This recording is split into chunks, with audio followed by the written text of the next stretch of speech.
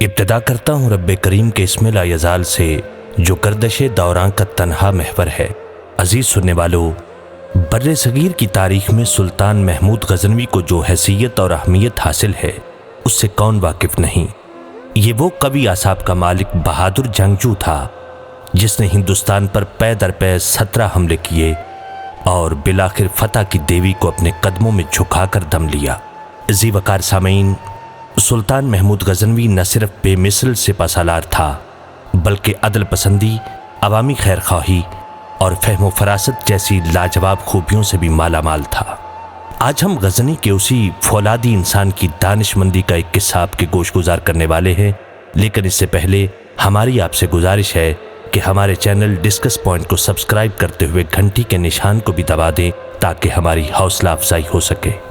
ناظرین، یہ کہانی اس لمحے سے شروع ہوئی جب سلطان محمود کے دور حکومت میں غزنی کے ایک قاضی کے پاس اس کے ایک دوست تاجر نے اشرفیوں کی ایک تھیلی بطور امانت رکھوائی اور خود کاروبار کے لیے دوسرے ملک چلا گیا۔ واپسی پر اس نے قاضی سے اپنی تھیلی مانگی جو اس نے واپس کر دی اور کہا کہ میاں دیکھ لو، جس طرح تم نے اسے بند کیا تھا یہ اسی طرح سے ہے۔ تاجر تسلی کر کے تھیلی لے گیا۔ گھر جا کر اس نے تھیلی کھولی تو اشرفیوں کی بجائے اس میں تانبے کے سکے تھے۔ اس نے قاضی کے پاس آ کر کہا کہ اس میں جو اشرفیاں تھیں وہ کہاں گئیں؟ قاضی نے جواب دیا، بھائی جس طرح تم بند تھیلی دے گئے تھے میں نے اسی طرح تمہارے حوالے کر دی، اب مجھے کیا معلوم کہ اس میں اشرفیاں تھیں یا تانبے کے سکے۔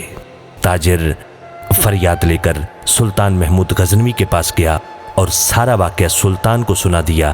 سلطان نے سمجھ لیا کہ تاجر سچ کہتا ہے، لیکن اس کا کوئی جواب نہ تھا کہ بند تھیلی میں اشرفیوں کے بجائے تانبے کے سکے کیسے چلے گئے۔ سلطان نے کہا کہ تم یہ تھیلی میرے پاس رہنے دو اور انصاف کرنے کا کوئی طریقہ سوچنے کے لیے مجھے کچھ مہلت دو۔ تاجر نے وہ تھیلی سلطان کے حوالے کی اور خود چلا گیا۔ سلطان نے کچھ دیر سوچا اور پھر اپنے خنجر سے اس قالین کو ایک طرف سے کاٹ دیا جو تخت پر بچھا ہوا تھا، اور اس کے فوراً بعد حکم دیا کہ ہم شکار کو جائیں گے۔ چنانچہ سلطان محمود غزنوی شکار پر روانہ ہو گیا۔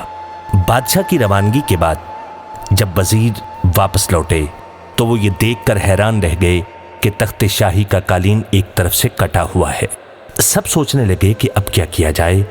شکار سے واپسی پر 3 دن کے بعد جب سلطان کو یہ پتا چلے گا کہ قالین کٹ گیا ہے تو خدا جانے کس کس کی شامت آئے۔ وہ یہ بات سوچ ہی رہے تھے کہ ان میں سے ایک بول اٹھا، ارے یار کیوں فکر کرتے ہو، احمد رفوگر کو بلا لو، وہ اس کو ایسا بنا دے گا کہ بادشاہ کے فرشتوں کو بھی خبر نہ ہوگی کہ کبھی یہ قالین کٹا بھی تھا۔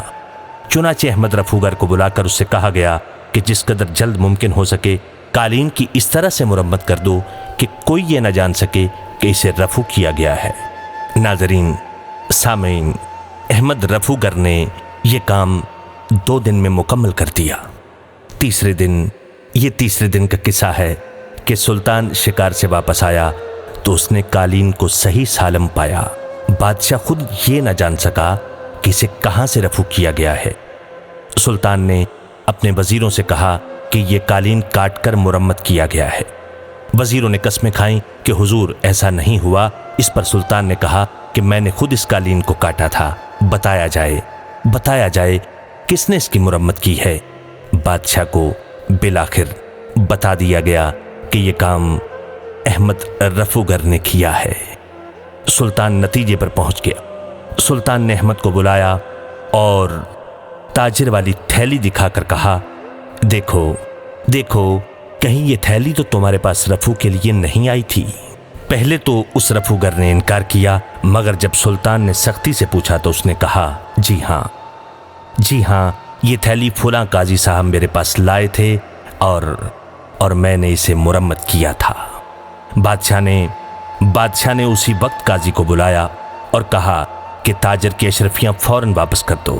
آخر قاضی نے وہ اشرفیاں لا کر بادشاہ کے سامنے پیش کر دیں جو بادشاہ نے تاجر کے حوالے کر دیں۔